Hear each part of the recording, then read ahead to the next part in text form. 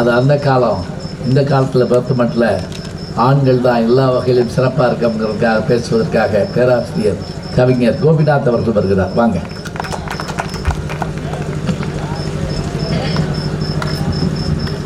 பிறந்து சிறந்த பல மொழிகளிலே சிறந்தே பிறந்த என் அன்னை தமிழுக்கு இந்த அருமையான நேரத்தில் வணக்கங்களை உரித்தாக்கி, கம்பராமாயணத்தில் வரக்கூடிய சொல்லின் செல்வனான அனுமனின் புகழை பேசுவதற்கு இன்றைக்கு தமிழை தரணியெங்கும் புகழ் பரப்பிக் கொண்டிருக்கக்கூடிய தமிழின் சொல்லின் செல்வராக வீற்றிருக்கக்கூடிய நடுவர் ஐயா அவர்களையும் வணங்கி, கான மகிழோசை, களத்துமணி நெல்லோசை, வாழ இலையோசை, வஞ்சியர்கை மத்தோசை, இந்த அத்தனை ஓசை விடவும் சிறப்பான ஓசை இந்த கை கட்டி வெள்ளார் மக்களுடைய கைத்தட்டல் ஓசைதான் என்பதை நிரூபித்து அமர்ந்திருக்கக்கூடிய மக்களுக்கு என்னுடைய வணக்கங்களை தெரிவித்துக் கொண்டு, மிக அற்புதமான ஒரு தலைப்பு, குடும்ப உறவை பேணி காப்பதில் தலை சிறந்தவர்கள் ஆண்களா பெண்களான்னு ஒரு தலைப்பு கொடுத்திருக்கிறாங்க.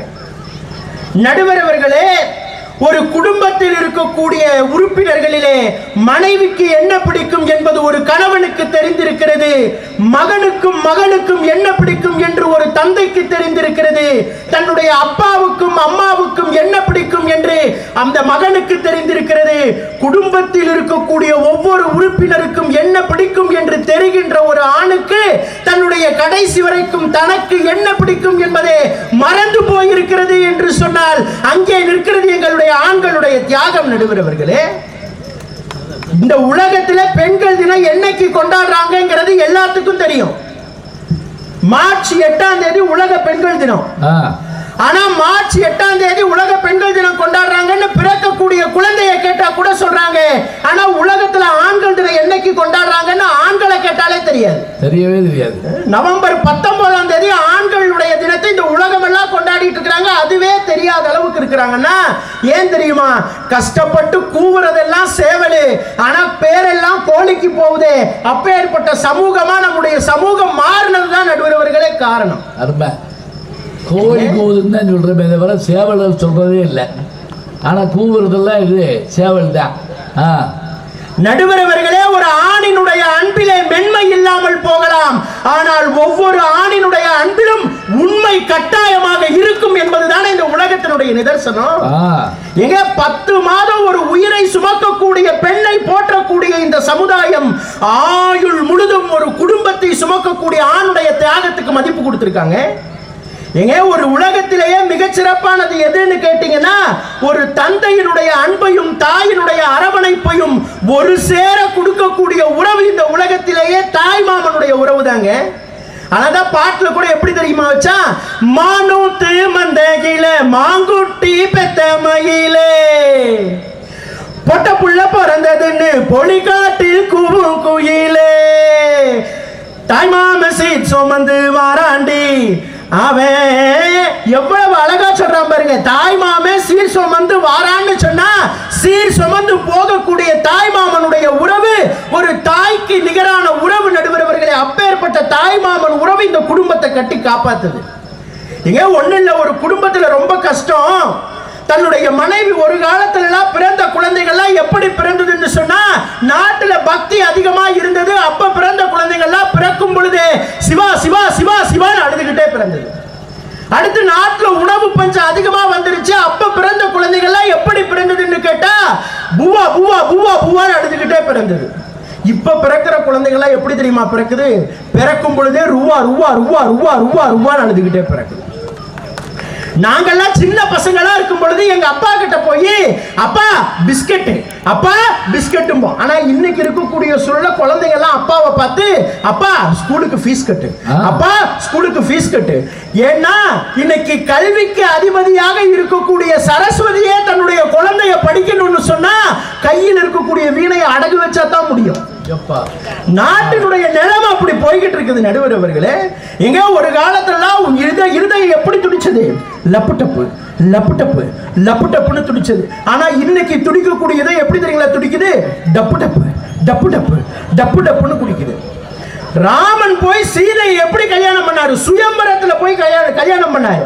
ஆனா இன்னைக்கு இருக்கக்கூடிய யாராவது கல்யாணம் பண்ணணும்னு சொன்னா பணவரம் இருந்தால் தான் கல்யாணம் பண்ண முடியும். இருக்கணும். சுயவரத்துக்கு போனா கல்யாணமே பண்ண முடியாது நடுவர் அவர்களே. அததான் எங்க எவ்வளவு அழகா சொன்னா, காசேதான் கடவுள் அப்பா, அந்த கடவுளுக்கும் அது தெரியும் அப்பா, கைக்கு கை மாறும் பணமே உன்னை கைப்பற்ற நினைக்குது மனமேன்னு சொன்னா பாருங்க. அப்படி இருக்குதுங்க இன்னைக்கு உலகத்துல. இங்க ஆண்கள் எல்லாம் என்ன ஆசைப்படுறோம்? ஒண்ணு இல்ல நடுவர் அவர்களே, எனக்கெல்லாம் பொண்ணு பார்க்கும் பொழுது நான் தரகருக்கு 5000 ரூபாய் சேர்த்து கொடுத்து, ஐயா பாக்குறதுதான் பாக்குறீங்க, ஒரு அடக்கமான பொண்ணா பாருங்கன்னு. அவர் என்ன சொன்னாரு, தம்பி அடக்கமான பொண்ணு தானே வேணும், இந்த இருக்குது ஆம்னி வேணும், ஏறி உட்காருன்னு சொன்னார்.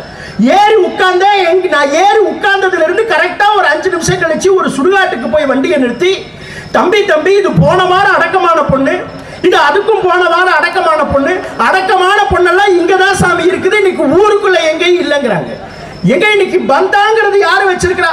ஒரு பொண்ணுக்கு ஒரு பையன் போன் பண்ணான், ஹலோ டார்லிங் நீ எங்க இருக்கிறேன்னா, உடனே அந்த பொண்ணு சொன்னுச்சு, இப்பதான் நான் அப்பா கூட ஆடிக்கார்ல ஏறிச்சு, தனிஷ்க் ஜுவல்லரிக்கு போச்சு, அங்க 2 லேக்ல ஒரு ஜுவல்லரி எடுக்கிறதுக்காக இப்ப பில் போட்டுட்டு இருக்கு அப்படின்னுச்சு. உடனே அந்த பொண்ணு அந்த பையன் கிட்ட கேட்டுச்சு, டார்லிங் நீ எங்க இருக்குதோ, எந்த ரேஷன் கடையில இலவச அரிசி வாங்குறதுக்கு நீ நிக்கிறியோ, உனக்கு பின்னாடி 5வது ஆளா நான் நிக்கிறேன் டார்லிங்னா. இன்னைக்கு பந்தா பகட்டு இப்படி இருக்கக்கூடியதுதான் பெண் குலமாக இருக்கிறது நடுவர் அவர்களே. இங்க ஒண்ணு வேண்டாம், இந்த உலகத்திலேயே நோய் இருந்தாதான் மருத்துவர் சந்தோஷப்படுவார், பிரச்சனை இருந்தாதான் வக்கீல் ரொம்ப சந்தோஷப்படுவார், அட மனுஷனுக்கு பசி இருந்தாதான் விவசாயி கூட சந்தோஷப்படுவார். ஆனால் உலகத்திலேயே தன்னுடைய நண்பன் மகிழ்ச்சியாக இருக்க வேண்டும் என்று நினைக்கிற ஒரு உறவு இருக்கிறது என்று சொன்னால் அது நண்பன் என்கின்ற உறவுதான். அப்பேற்பட்ட நட்புங்கிற உறவை இன்னைக்கு திருமண உறவு பிரிச்சு வைக்கிறேன் நடுவர் அவர்களே. எங்க இளைஞர் எவ்வளவு அழகா சொன்னான், போடா எல்லாம் விட்டு தள்ளு, பழசை எல்லாம் சுட்டு தள்ளு, புதுசா இப்போ பிறந்தோம்னு எண்ணிக்கொள்ளடா, பாதை எங்கு போனால் என்ன, பயணம் எங்கு போனால் என்ன, தோட்டம் வச்சவன் தண்ணீர் விடுவான் கவலை இல்லடா, உள்ள மட்டும் நானே உசிர கூட தானே, நண்பன் கெட்டா வாங்கிக்கன்னு சொல்லுவேன், நண்பன் போட்ட சோறு தினமும் தின்னே பாரு, நட்ப கூட கற்ப போல சொல்லுவேன். அப்படி நட்ப கூட கற்ப போல சொல்லக்கூடிய நட்பை இன்னைக்கு குடும்ப உறவுகள் பிரிச்சு வைக்குது நடுவர் அவர்களே. முன்னாடி பேசின அண்ணன் அற்புதமா சொன்னார், திருமண வாழ்க்கை ஆரம்பிக்கும் பொழுது ஐயர் எவ்வளவு அழகா ஒரு சிக்னல் கொடுக்கிறாரு, நல்ல நேரம் முடிகிறதுக்குள்ள மாப்பிள்ளை அழைச்சிட்டு வாங்குவோம் பாரு, அத்தோட மாப்பிள்ளைக்கு நல்ல நேரம் பினிஷ். அதை விட ஒரு தீர்க்கதரிசி இருக்கிறார் நடுவர் அவர்களே. தம்பி புகைப்படம் இருக்கிறார் பாருங்க, அவரை மாதிரியே ஒரு புகைப்படக்காரர் வந்து சொல்லுவார், மாப்பிள்ளை கடைசியா ஒரு தடவை சிரிங்க, கடைசியா ஒரு தடவை சிரிங்க பாரு. 1ஆம் தேதியிலிருந்து 10ஆம் தேதி வரைக்கும் அத்தனை ஆண்களும் அத்தான் வாங்கத்தான், டீ குடிங்கத்தான், காப்பி குடிங்கத்தான். 10ஆம் தேதி சம்பள கவர் தீர்ந்த உடனே அத்தனை அத்தானும் செத்தான். இன்னைக்கு நாட்டு நிலைமை அப்படி ஆயிட்டு இருக்குது நடுவர் அவர்களே.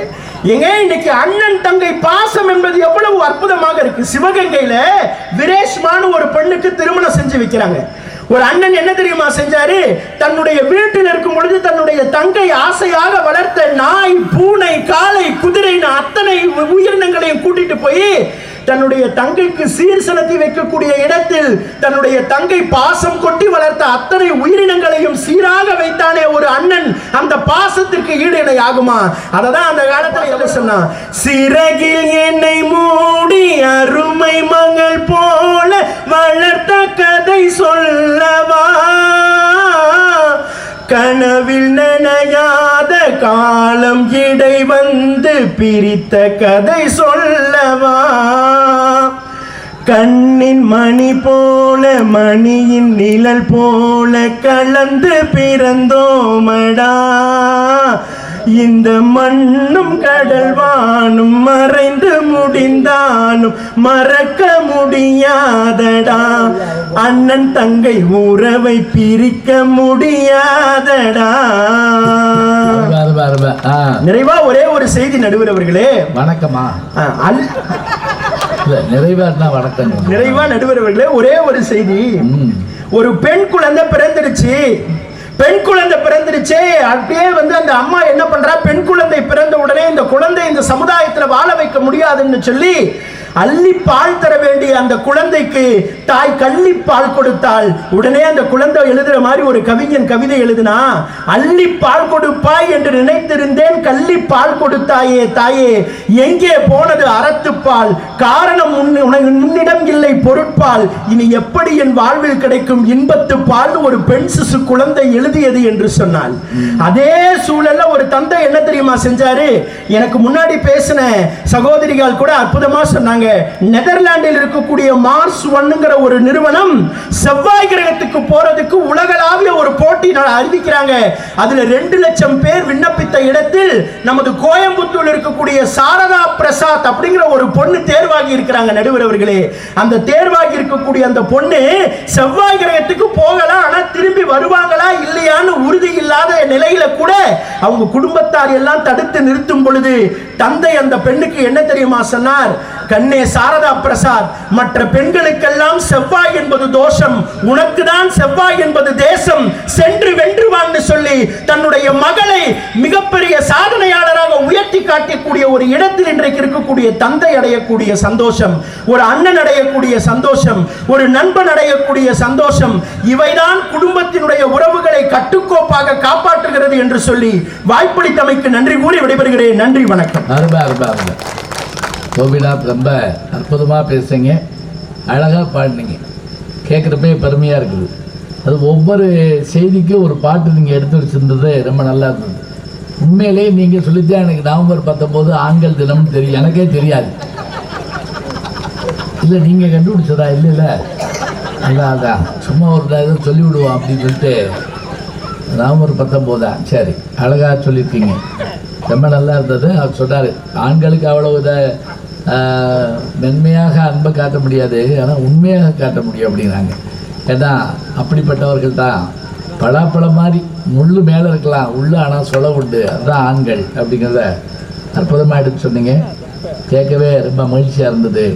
ஒவ்வொரு செயலுக்கும் பின்னாடி ஆண்கள் எப்படியெல்லாம் இருக்கிறாங்கிறதுக்கு நீங்கள் எடுத்து சொன்னது செய்திகள் எல்லாம் ரொம்ப நல்லா இருந்தது.